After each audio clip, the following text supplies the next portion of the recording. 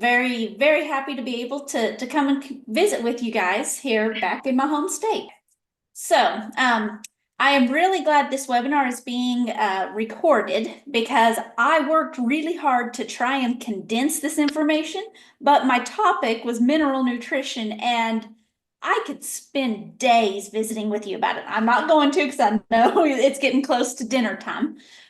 But I've really kind of catered this talk more towards a cow-calf operation. But during Q&A session, please feel free to ask about stocker type of productions, feedlot stuff. I can maybe answer some sheep stuff. Goats aren't necessarily in my wheelhouse, but I understand and appreciate all forms of livestock. Now, before we really get into mineral nutrition discussion, is I really want to first address why do we need to supplement cattle? And that's one of the things that, you might think it's just to simply provide nutrients that the cattle need. Well, it's more complex than that. For instance, you can supplement cattle to increase their forage intake. When your certain grasses go dormant and they're the low quality, low protein, just, not near as good, you can supplementally feed protein to make the cows actually eat more of the grass to get their energy. Forage is just simply lacking in energy or protein. Cattle have daily requirements for a certain amount of calories and pounds of protein that they need to consume a day, so you need to supply it outside of what their grass or hay is providing. I said I grew up in New Mexico, drought. My dad almost disinherited me because I told him, I said, if you have been in a drought for longer than 12 years, is that actually drought anymore, or is that your natural climate now? So, but, running out of forage is something that is done, very much in the desert area, high plains area. And here in Kansas, we've been dealing with it the last 3 years, and the guys are scrambling, trying to be able to keep their cow herds together.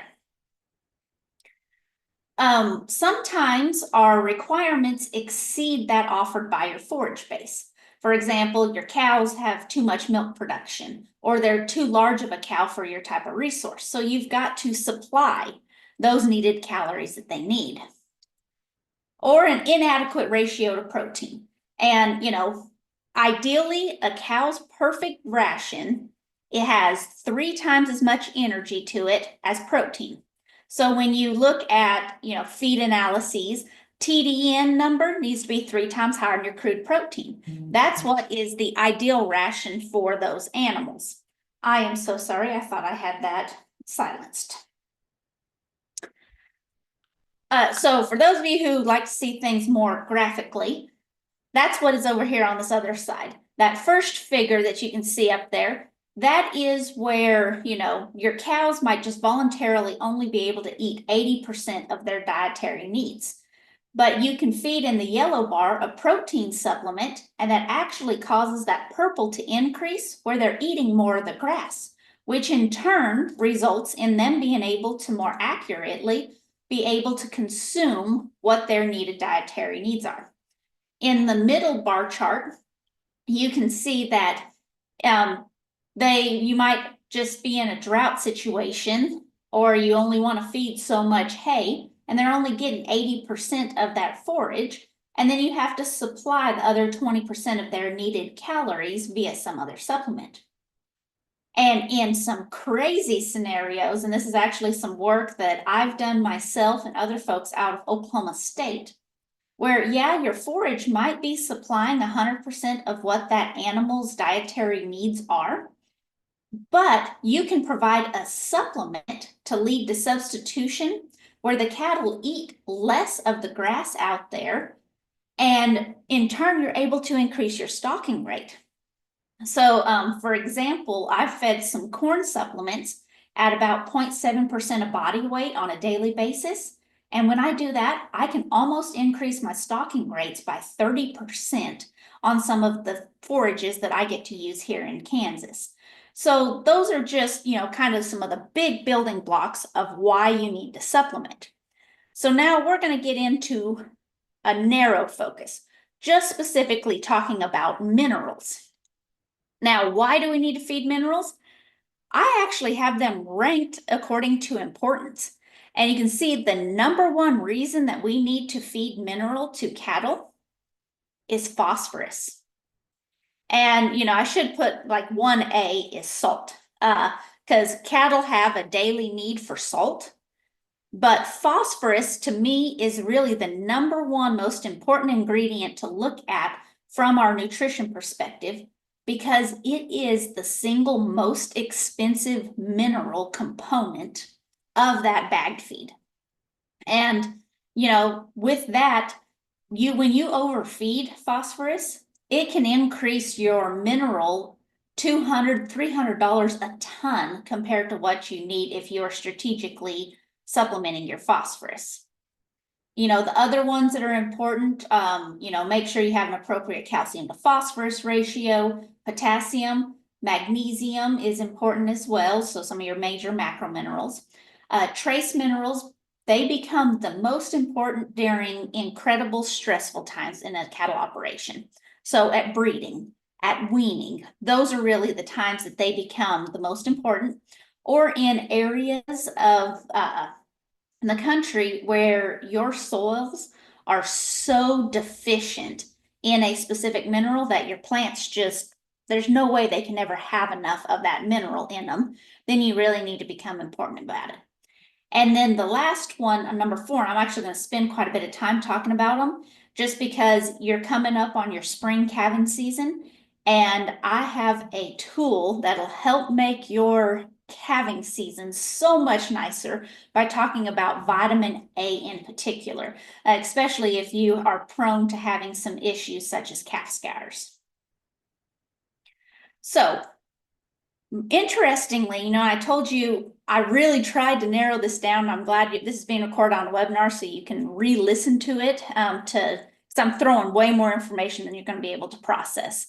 But minerals are one of the most complicated, but also least understood components of nutrition. We have a pretty good grasp on energy and protein supplementation, what'll happen in the animal if we supply it. But with minerals, our forage content of minerals just varies so much across the spectrum of as the plant is growing, when it's dormant, when it is in its reproductive phase, what are cattle actually selecting for or not. That just gets really, really hard to try and figure out what mineral is out there in our forage base. And mineral supplementation intake varies considerably. And I'm actually already going to start off by telling you a horror story on mineral intake. We've actually done some research here at Kansas State University where we were supplying antibiotics through the feed, chloride tetracycline. And we found, after testing all the blood and everything on those cattle, 20% of the cows never touched the mineral. So in turn, they had none of the antibiotic in their system at all. So that just, further complicates our mineral supplementation for our herd. And, recent research really has kind of been investigating all of these minerals because it is getting expensive. I just bought some mineral for this coming summer and it cost me almost $800 a ton. So that's a pretty significant amount of feed. I really kind of wanted to just show this to have your brains just explode because I'm sitting there going, minerals are so complex because there are certain minerals that have positive interactions with each other and antagonistic relationships with each other that we still are just trying to mesh and understand and be able to figure out which balance leads to the best in regards to your mineral supplementation. Now, when we're talking about the decline in mineral status, most of the time we really think about this clinical area. When you physically start seeing cattle dying due to white muscle disease if they don't have enough selenium, or cows that get grass tetany because they don't have enough magnesium. But I would say that what really hurts your pocketbook the most is in this subclinical level of your mineral status. That's where you're not quite providing the adequate or appropriate amount of mineral. You're below that level. And so you might be just impacting your production enough that it hits your pocketbook. You might be having 5, 8, 10% extra open cows. You might be having, 10, 15 pounds less weaning weight because you just weren't quite dialed in on that mineral status. So that's where I think some of that could lead to, some issues with our production system.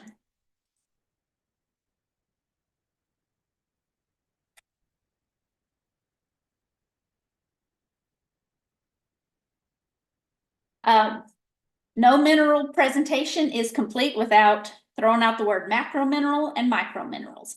And off of this, I don't really care that you know that whole list.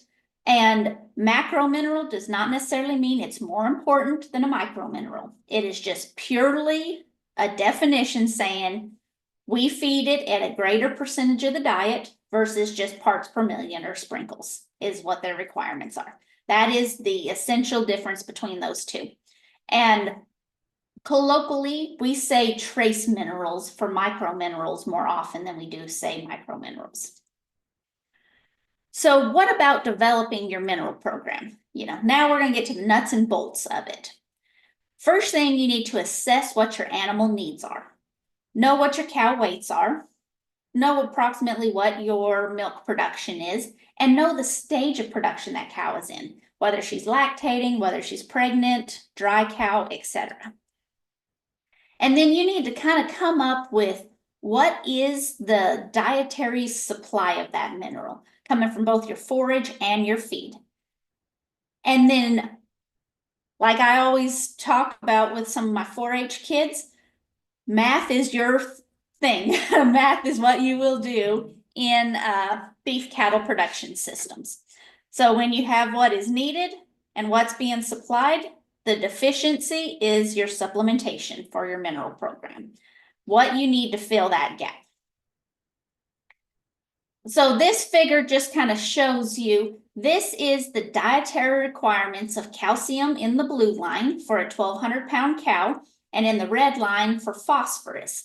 And this is across time. So we have a March calving cow, and she has her greatest requirements for calcium and phosphorus there in May, about 2 to 3 months after she calves. That's when peak lactation occurs. So that's when the cow has her most nutrient requirements of any point in her production cycle.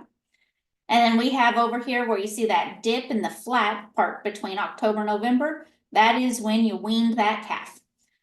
When lactation ceases, that is when the cow has her lowest nutritional requirements for minerals, protein, energy, etc. And then as that fetus is growing, you need additional minerals. So how does that, or why does that impact us knowing what that production curve is? Well, we kind of already simply talked about, we're just going to talk about phosphorus here. And luckily, phosphorus content in most of our grasses, when it is green and growing and very nutritious, it offers a tremendous amount of phosphorus. So I have, for example, these are warm season perennial grasses that in the red line is our phosphorus content. You can see if you calve in March, that first couple of months, you have more phosphorus in the grass than that cow's requirement, represented by the blue line. So during that period of time, you can maybe save some money by supplying a lower phosphorus mineral. Instead of putting out a 12-12-12 block, that's 12% phos, 12% calcium, 12% mag, you can end up putting out something that's more along the lines of 4% phosphorus. It'll be a third of the cost of that 12-12-12 block. Now, as the plant matures, you can see in the red as it keeps going towards dormancy there in November, December, you have a much lower phosphorus concentration in your grasses. And at that point, I have it shaded in red, that cow's requirement is greater than what is being supplied by the grass. So at that point, you do need to go with a higher phosphorus mineral, possibly something in that 8 to 12% phosphorus range. What about right there in the middle? Do you think we're in sufficient phosphorus from our grass or a deficient level? And I put a question mark there because off this graph, you're immediately like, oh yeah, those cows are deficient. Well, we can have some changes in our cows or our grass that can really make that middle time frame way different. So if you end up having a cow who's higher milking, she has a higher phosphorus requirement.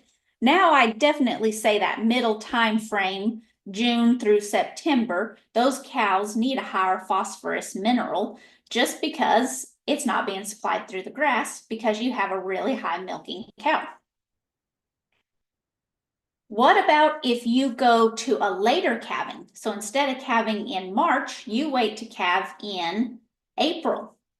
So now your peak lactation has happened here in June and July. You've just shifted those cow requirements later in the season. And now we can see through a greater period with this type of forage that I'm demonstrating that most of the year, your cows are going to need a pretty significant amount of phosphorus being supplied to them.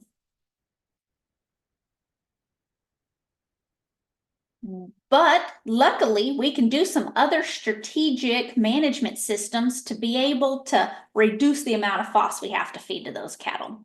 So what if we combined later calving? So now we're calving in April, but we have early weaning. Instead of weaning in October, you go and wean more in August.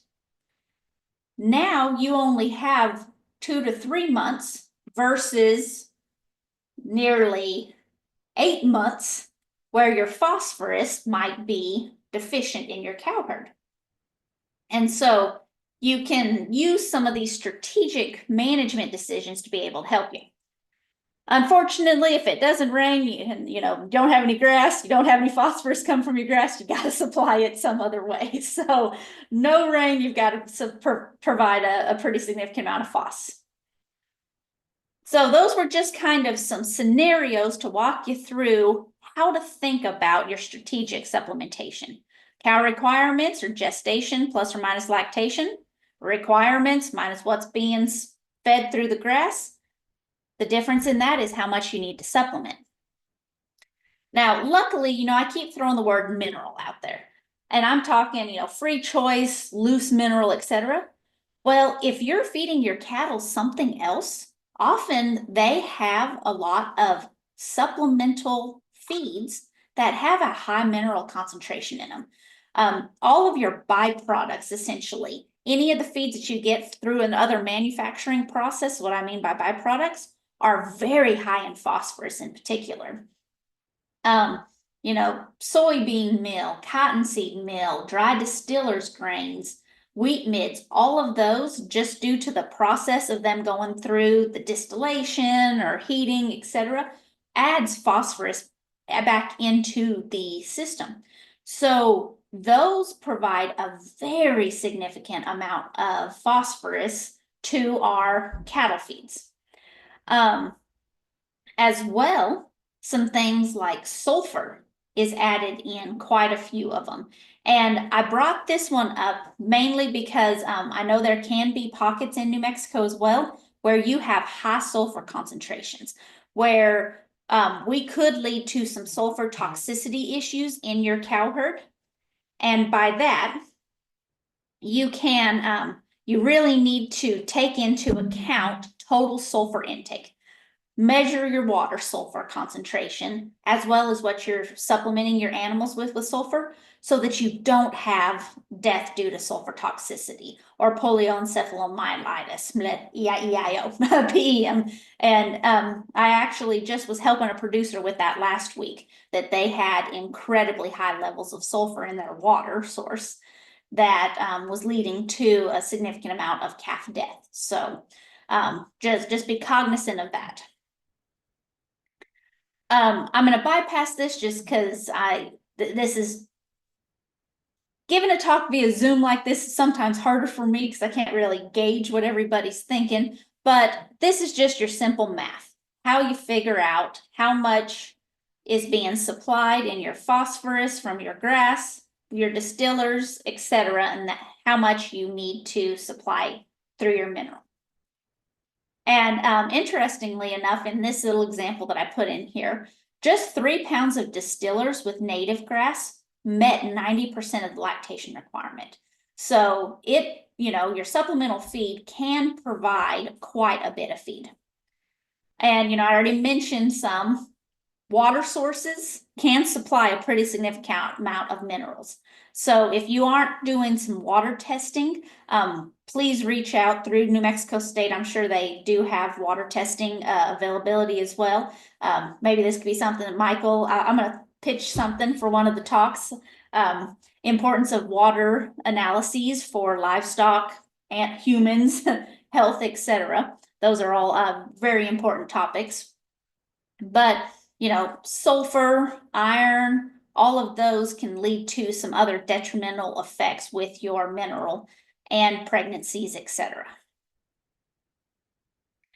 So, I talked about a few supplementation strategies. The most common supplementation strategy in the entire country is a continuous. We feed the exact same mineral all year round.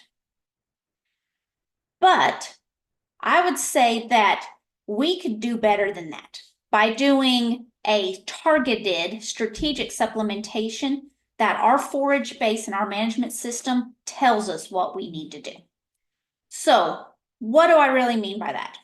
Well, let's look at hypothetically what it would look like if you were feeding the same mineral all year round. So in the solid red line is our cow requirements. The solid blue line is what is being offered via our forage. And the red dotted line is that mineral that you're offering all year round. Now, you might be looking at it going, wait a minute, if I'm feeding the same mineral, why are they not eating the same amount through the entire year? Well, phosphorus is another one of those minerals that's not real palatable. And it actually leads to some metabolic effects back in the cattle that if they're getting a lot of phosphorus from their grass, they're going to stay away from the phosphorus and the mineral. So they're voluntarily not going to eat as much of that mineral. And where that gets to hurt in your pocketbook is if you do get a rain event, or you get that naughty little calf that decides to waller in your mineral feeder and throws it out on the ground or urinates and defecates in it, you now have wasted the feed because it didn't go into the cattle. And if you are supplying other nutrients that are needed, like your trace minerals or an antibiotic through that mineral, you're not getting appropriate consumption of it. And so, we still have led to an inefficiency of your system where you've probably overfed your phos levels early in the season, and maybe your intake is too high and you haven't quite balanced it later in the season when your phos is deficient. So what if we just came up with a very simple 2 mineral products in 1 year? And this is what I kind of do when I do some strategic consulting with producers. Is I'm like, okay, let's go with a 6 months with this mineral, a 6-month period with this mineral. And it makes it a little easier to be able just to manage it. And so with a lot of the native ranges that I utilize, even some there in Western Kansas, which gets close to Northeast New Mexico type of forages, we only feed about a 4 to 6% FOS from about February, March to mid-July. And that was because our FOS levels are really high at that time in our forage. And then when our forage goes into dormancy, then we feed an 8 to 12% FOS mineral through the remainder of the year. And I will guarantee you that a 4% FOS versus an 8% FOS mineral is going to be about half the price. So you can save a pretty significant amount of money by doing that strategic supplementation. Another thing that you can look at is, I mentioned before that free choice minerals, we already see 20% of them do not touch the free choice mineral. How do we combat that? If you're already feeding your cows, and in the winter is when most folks end up supplementally feeding their cattle more, especially as that pasture goes dormant. If you're feeding distillers grains or wheat mids or something like that, whoever your feed supplier is can just mix the mineral in with that feed, and you will get 100% consumption, or pretty close to 100% consumption of that mineral. Because how many of your cows don't eat when you go out and pour them corn or wheat or barley or oats or whatever other supplement? They sure like that. So that is one way to be able to kind of force feed or get a good level consumption. And that's what that kind of illustrates in that figure here towards that October through February timeframe. We force fed them because we were already feeding our cows anyways. They got the mineral through the feed, and they had a more static balance of their mineral being supplied. For our micro minerals, I'm only wanting to touch on just a little bit of that. Outside of selenium, most of our micro minerals are deficient in our forages. So that is something that you would really want to make sure that when you're looking at a complete mineral supplementation for your cattle, go ahead and supply close to 100% of their needs as the trace mineral through that supplemental feed, because they're just not going to get it from their grass. And salt. Salt is one of the biggest drivers to get your cattle to either eat or not eat the mineral. They have a very big appetite for salt and have a requirement for salt intake every day. And so I'm going to just tell you this. I don't have a slide talking about it, but if your cattle are not eating the mineral at all, check your water source. If you have a high salinity water, that's what's probably driving your cows away from eating that mineral, because they're getting the salt from their water and getting the satiety effect, so they're not going to eat their mineral. On the other hand, if your cattle are way over consuming the mineral, you can provide more salt to it, because salt has that appropriate balance. If they eat too much salt, they're going to quit eating more of it. So salt is a very unique mineral for those cattle. Okay, so now have I sufficiently confused you about minerals? Let's make it even more complicated by talking about breeding and trace minerals. And, if you read any publications, any of the popular press articles out there, there's always some new person with some new type of product out there that's supposed to be the best trace mineral, etc. out there. Now, for me, trace minerals become the most important during breeding period. And in particular, copper, zinc, selenium, manganese, and in some of the research that I've done, magnesium is actually playing a very vital role in some pregnancy effects. Now, within our trace minerals, there are so many forms. There is organic forms, there is non-organic forms. Generally, the organic forms are a little more expensive than your non-organic forms, but many times they end up being a better buy for your buck, because they end up being more available for the animal. So what do I mean by that? when I get asked the question, do I spend more money for an organic versus a non-organic? I say yes, if you have issues with getting cows bred, if you are not happy with your pregnancy rates, if you have a lot of foot rot issues, if you have a lot of scour issues, grass tetany, when your calves are weaning and you're losing a bunch or having to doctor a bunch because they are sick, if you're doing AI or embryo work, I say yes to providing organic minerals. However, if your herd is healthy, is productive, you have a greater than 95% preg rate, you get more than 90% of your calves to weaning, your boat's about right. you have things about level doing well for your operation. So, really kind of balance those type of things. Now, I'd mentioned just briefly that this bioavailability of your trace minerals. So your organic forms have the greatest amount of bioavailability. Bioavailability is our fancy scientific word for saying more gets into the bloodstream that can be used by the animal. Your sulfate forms are your next most bioavailable, oxides are your lowest. But even within the organics, there's still a ranking of which ones are more bioavailable versus the others. The chelates are more than proteinuretes, which are more than the complexes, ... Now that I've thrown out all those words, how do I actually know if I have organic or chelated or complexes or inorganic forms of the minerals? Luckily, by law, they have to be listed on the mineral feed tag. And so when you look at it, they have to tell you what is in the guaranteed analysis, what your certain trace minerals are supposed to be supplied at, and this is on a pounds.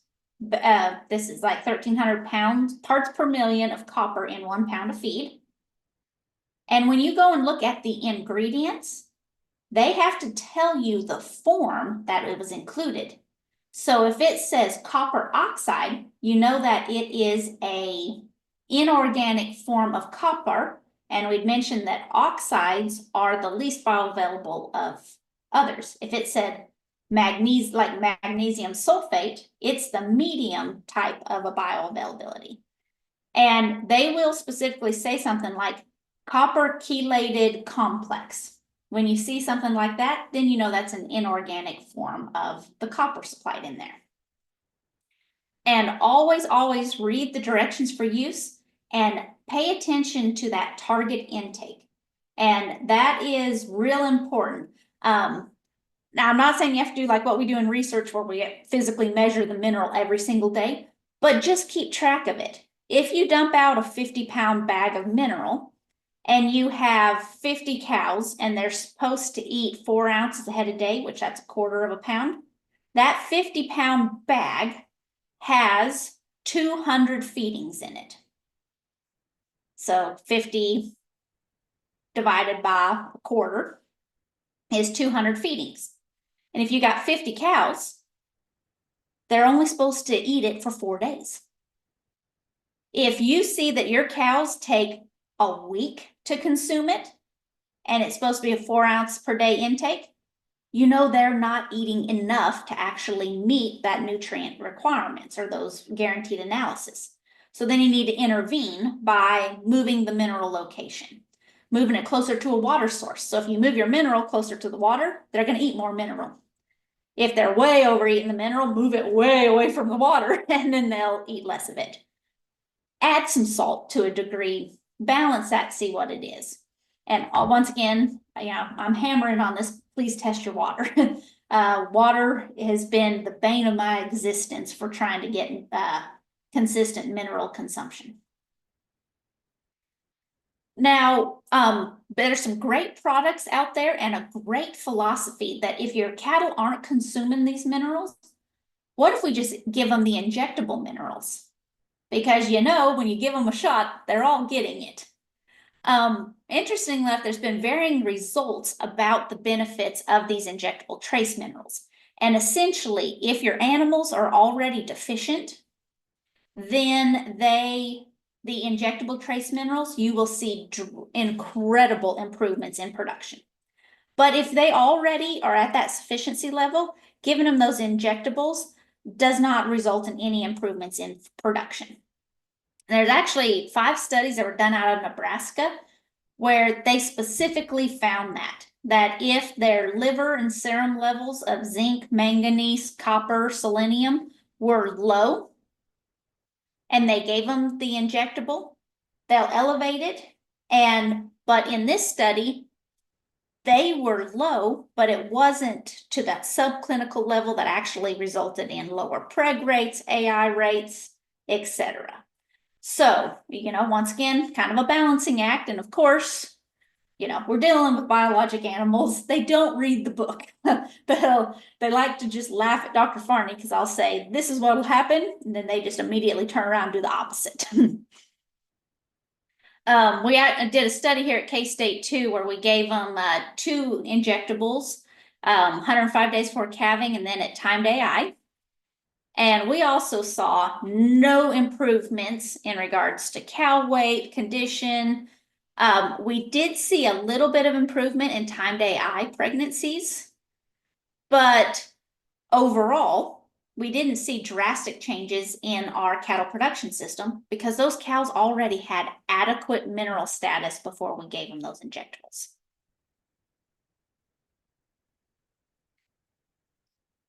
Now, foot rot is not something that I was familiar with coming from New Mexico, but here in Kansas, when we do have a lot of mud areas, we have quite a bit of foot rot issues. And interestingly enough, I am a firm believer that organic forms of iodine and zinc really, really will help with foot rot issues.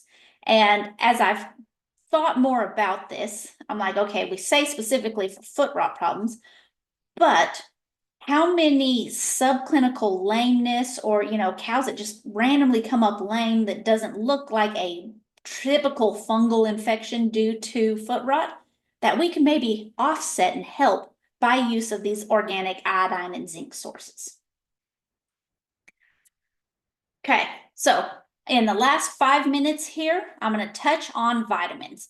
And the main reason I really want to do this is because I want to save you some headaches as you are getting ready to calve. Because vitamin A in particular is so instrumental in helping you minimize calf scours, reducing retained placenta, as in it helps that cow after she has her calf slip out all of those membranes and reduces her chance of getting infections that way. Now, I really want to make sure A and E are the only 2 vitamins that we need to actually supplement to our cattle. Mature ruminants all synthesize, make their own D, K, B, and C vitamins. You don't need to supply that to the animals. Newborn baby calves sometimes can get a benefit from B vitamins because their rumen isn't developed yet. But as long as they have access to feed, access to sunlight, cattle make their own D, K, B, and C. So you don't even have to worry about those. This will be on your webinar, so you can pull that up. These are just our dietary requirements for A and E. But there is a very interesting story about vitamin A. It is offered in a lot of really good sources. Alfalfa hay is a wonderful source of vitamin A. Lush leafy green forages, we can't hardly measure the amount of vitamin A in it. It is so high. Cover crops, if you utilize some things like rye, turnips, oats, and graze those things over the winter, they offer a tremendous amount of vitamin A as well. Corn is actually a pretty good source of vitamin A as well. And as such, animals have a really good ability to store excess vitamin A in their liver. It's a fat-soluble vitamin. And so as you have overfed vitamin A during the summer months when it is the most lush and wonderful, Luckily, the research shows that they can store enough for nearly 2 to 4 months when they go into a deficiency period. So that is a great system that our cows have available for us.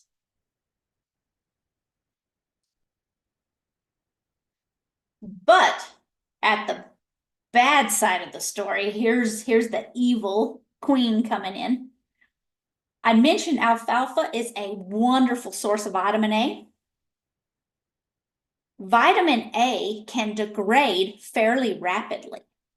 And, there's actually research shows that anywhere between 30 to 60% of the vitamin A in your stored alfalfa disappears after 1 year of storage, even in good storage conditions. In bad storage conditions, you can even drop that lower. And by bad storage conditions, I mean not in net wrap, not shedding water, out in full sun, etc. So that's kind of a, that's the flip side to it. So if you're feeding this year's crop alfalfa, you're going to get a good source of vitamin A. If you're feeding 2 or 3 year old vitamin alfalfa, you're not getting a very significant amount of vitamin A to your cow herd. Dormant forages, as soon as they hit reproduction and go dormant, you're essentially getting no vitamin A from those feeds. If you happen to do ensiling, corn, sorghum, silage, etc., ensiling will kill all your vitamin A. And extra heat can degrade vitamin A. So if you have hot, humid environments, and sometimes you will reduce the amount of vitamin A there. So why is vitamin A so important? It actually can lead to higher quality colostrum in your cow herd. And if you improve that colostrum for your cow herd, you're in turn going to have so much healthier calves, much greater growth for your calf population, and we're going to nip calf scours in the buns. Vitamin E kind of has exactly the same story. And I've kept you here sitting long enough, so I just kind of passed through that. And I did see a comment. This is being recorded and hopefully be posted, but I'll also share these slides with Mikkel so that hopefully she can be able to distribute them out to you guys as well. But, so like I said, vitamin A is so important for that colostrum that when you need to increase the amount of vitamin A being supplied to that pregnant cow, do that at least 45 days prior to when your calving season should start. And if you do that, you're going to start priming that colostrum. And why do I say 45 days? Well, colostrum actually starts being made 30 days before a cow calves. And so you want to make sure that you have a high vitamin A quality starting 30 days before she calves.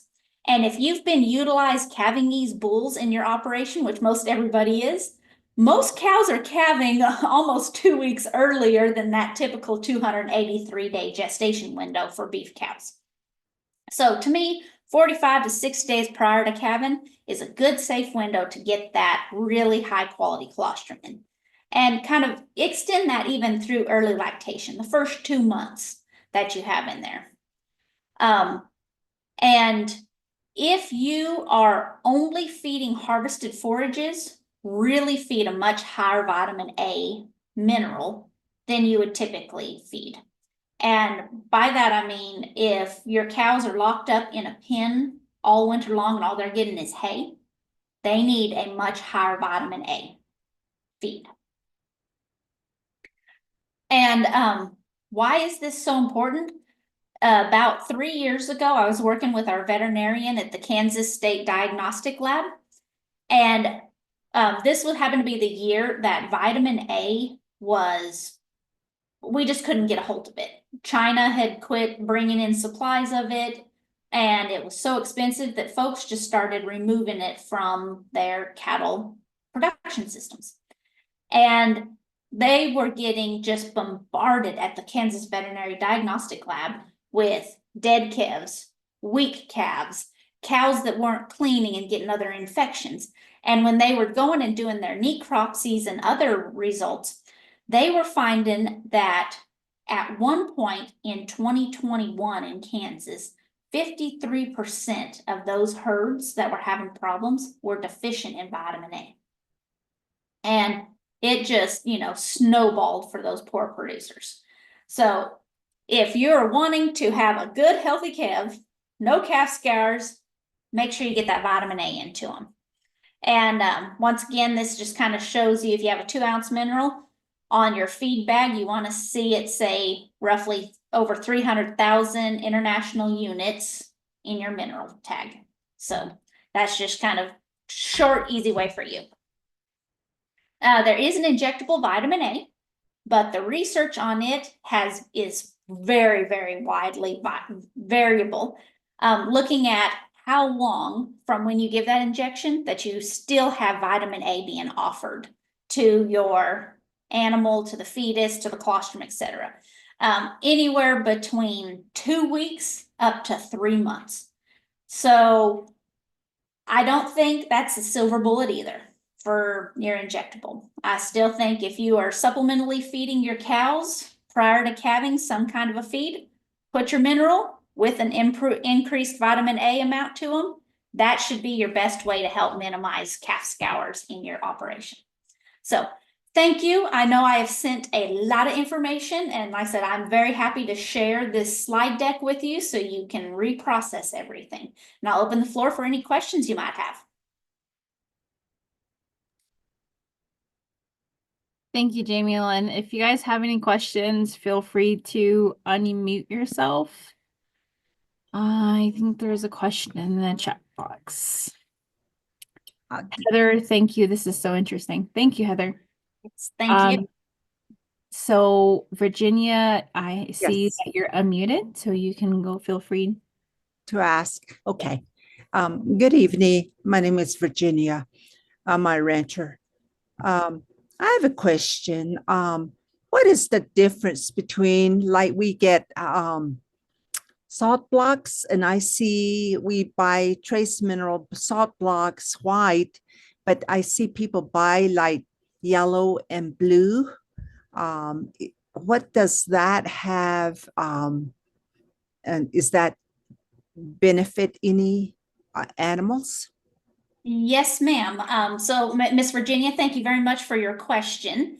And so those different salt blocks, the different colors actually indicate the other trace minerals with it. So there is a trace mineral cobalt. Those are the blue ones you see. Or a trace mineral with sulfur. Those are your yellow ones. And so luckily all the feed labels should tell you what is the salt plus the other. So when would you strategically want to use certain ones of those? So in one of the areas that I work in, we have a really bad tick population. And there's some research that shows that higher levels of sulfur being fed to your cattle will reduce the amount of ticks on them. And so during our really heavy tick infestation period, we'll still have our free choice mineral out for the cattle, but we'll also give them the salt with the extra sulfur to try and melt those ticks off of those cattle. And so that's what you're seeing with each of those products.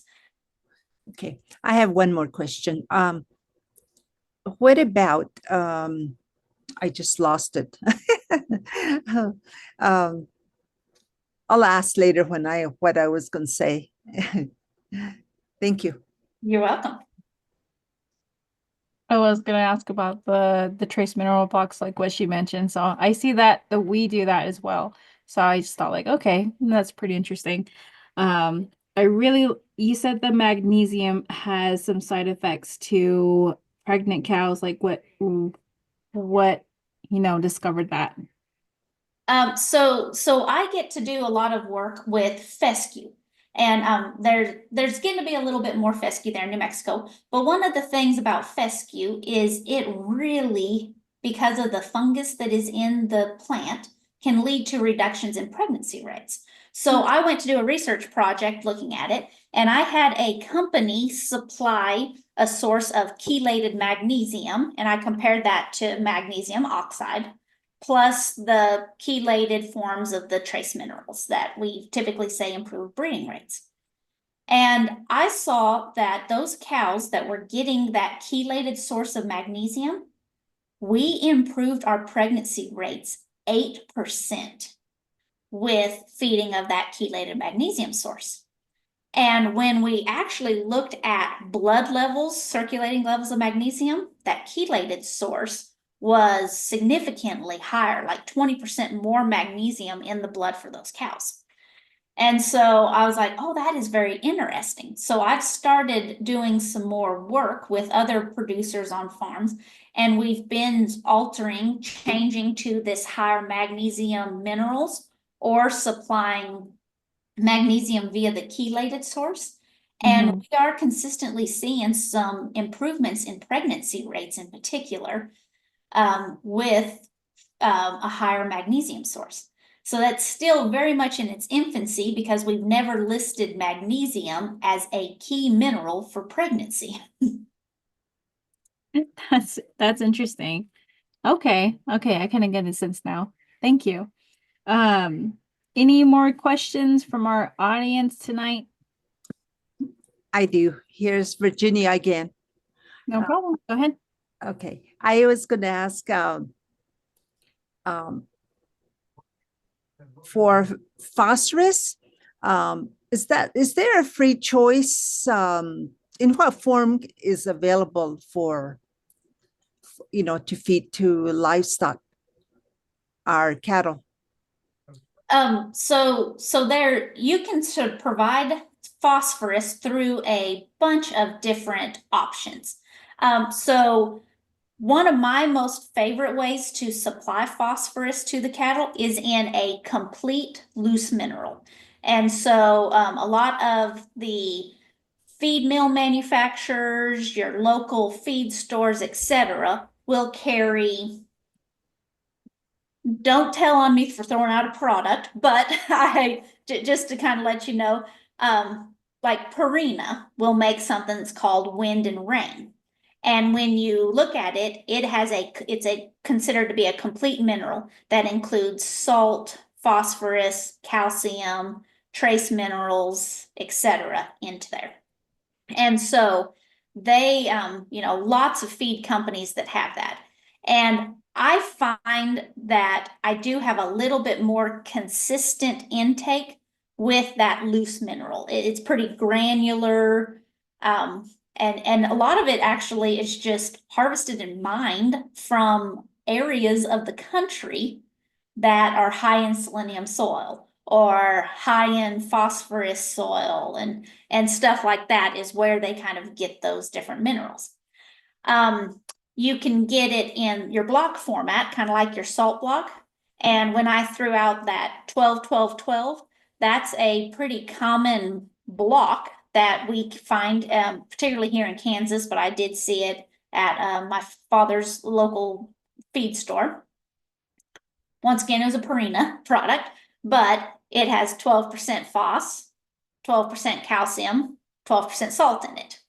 And so it can come in a block format like that.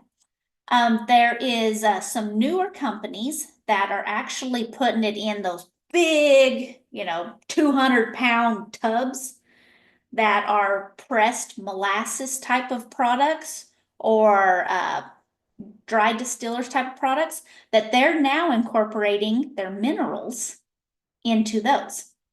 And so you can see when you pull one of those feed tags off, it'll say this is 6% phosphorus and has 12% crude protein or 30% crude protein or whatever the product is. So there's several different options out there. Another one that I'm not quite as familiar with, but there are people who do it, and it's called cafeteria style mineral supplementation. And they somehow, and I don't know where they get them, but they can buy their calcium source, buy their phosphorus source, buy their magnesium source, and they put them all in individual little feeders in a big long line. And their philosophy is that the cattle will go and pick what they need to meet their nutrient demands. Unfortunately, cattle are not that smart. They they prefer to go after the good tasting stuff and not eat the good stuff. And just like my children, they don't necessarily eat the vegetables they need to. They would rather go for the chocolate cake. So the cattle will do kind of the same in that cafeteria style. And so most of the feed manufacturers, feed mills, etc., they get all those raw ingredients, and they can even make you up your own formulation. If you said, hey, I want something made X, Y, and Z, they can see what they have and be able to formulate that for you. I got a little long-winded. I'm sorry, Miss Virginia. This is Marge. Hi. Well, it's good to hear that you're from New Mexico. Welcome home. Speaking to your community out here.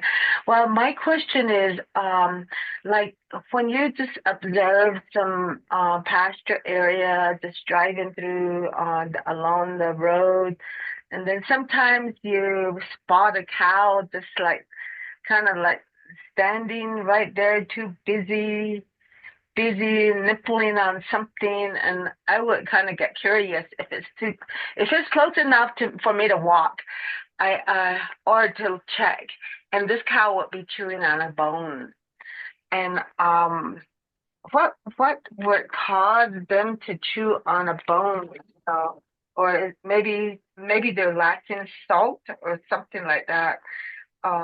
That's one question, what would that person would have done to avoid the cow nippling on a bone? Thank you. Yes. So bones are actually really high in calcium and magnesium. And so potentially those cows are going after some of that source of magnesium. There may be a light dusting of salt on there as well. And actually when I have producers call and they say, my cows are just literally walking through the pasture, just licking the dirt all the time. To me, that is an immediate clue when they're going after things like that. They have some kind of a mineral imbalance.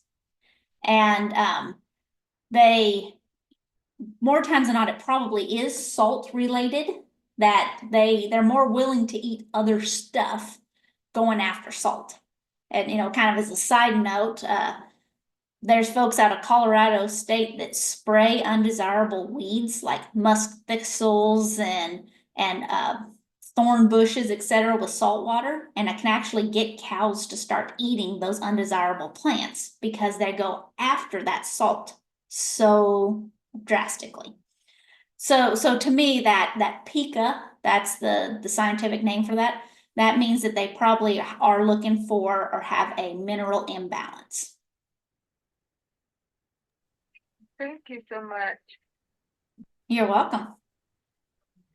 That's quite interesting. So I didn't know that. Any more questions from our audience? We can take one more question. I think I will. This is Oh, Virginia. okay. Well, I know for lambs, I don't know if you want to go change species, but our lambs are, we have lambs, so we have it's lambing season for us, and I noticed that some of our lambs, they tend to nibble like on dirt, bare ground, where it doesn't have any hay or straw. Is that pretty common? Not real common. That they're hunting for something. And without here's my public service announcement too about go ahead and utilize like New Mexico State and the other folks through this through this program to be able to do some forage nutrient analyses or get your hay test or something like that, because that can help you be able to identify what is that major thing missing. And, like I said, most of the time when we see them going after dirt, it's a mineral imbalance, and a salt is what they're really heading for first. But I mean, minerals essentially are dirt and rocks and stuff like that. And so that's kind of one thing there. And I'm glad you brought up the sheep deal, because I've specifically talked on beef cattle, but the quickest way to kill a bunch of sheep is feed them a beef cattle formulated mineral, because sheep do not tolerate copper at near the level that cattle do.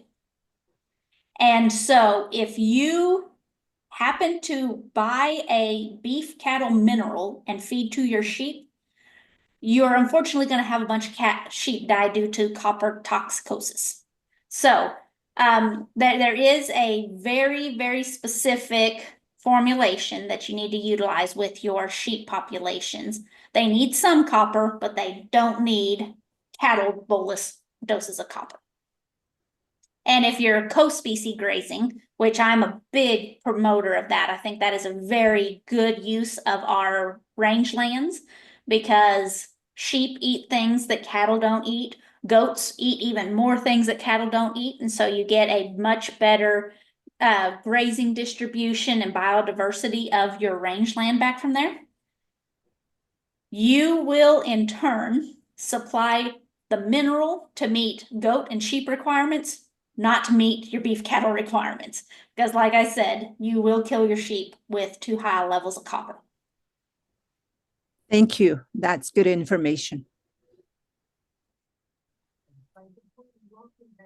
Yes, Trina, don't place your cattle mineral tub where sheep get to it as well.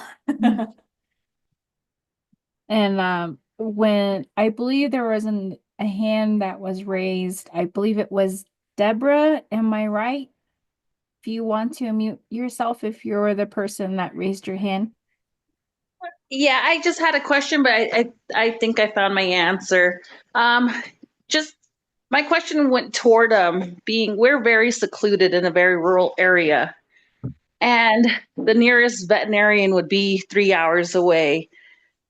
And sometimes with my animals, and most of the times when I'm driving around looking for them, and I see my neighbors' cows, they're also very malnutrition and they're bony and whatnot. Is there something out there for us that are very secluded and away from veterinarians to find out what our cows would be lacking, other than having to drive them all the way to a vet, or having to just lay out everything and let them pick and choose?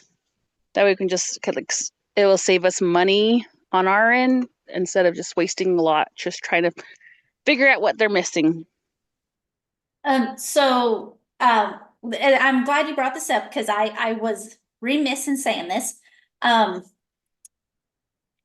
It doesn't matter how good of a mineral program you put to your cattle if you don't meet their basic caloric and protein and water needs. Those are even more important than your mineral and vitamin status. So you really need to do those. And to kind of address the problem solving, and cheaper than having to, haul all of them out to the vet, etc. If you feel that it's a nutrition related question, utilize some feed testing facilities is a great tool to start with some of your work. It's going to cost you anywhere between $15 to $30, depending on what kind of a test that you want to do. But you get off of those tests protein values, calcium levels, phosphorus levels, estimates of energy. When you know those, you can utilize some of our free online tools. We have several charts out there that say a 1,200-pound cow needs to eat this many calories a day. And when you have your forage test, you can calculate that back out and be like, okay, my forage test is only providing 50% TDN. And according to this table, my cow needs 54% TDN. Now you can be like, okay, I know she's not getting the calories she needs. And so to me, that's really one of your quickest, easy steps to see if it is a nutrition problem or if it is a health problem that your vet needs to be involved in. And I can say this because I'm a nutritionist, but I do have training in the immunology and health world. 90% of the health problems that our cattle face is due to inappropriate nutrition. So that to me is kind of your first building block is, get your hay samples taken, get your pasture samples taken. And, when do you test your hay or your pastures? I'm not a big proponent of going crazy in my practical world. In my research world, my poor grad students and undergrads get to go test them every week. But from a practical perspective, test it when you have the best growth, when it's really the highest quality. Test it in the middle of the summer in August when, it's starting to go down nutritionally. Test it in the middle of the winter. And those kind of give you a baseline indication of what is being out there. Now, I say test it. I've seen most of New Mexico, and some of that stuff, it's like, okay, how many yucca plants do I test versus how many tufts of grass?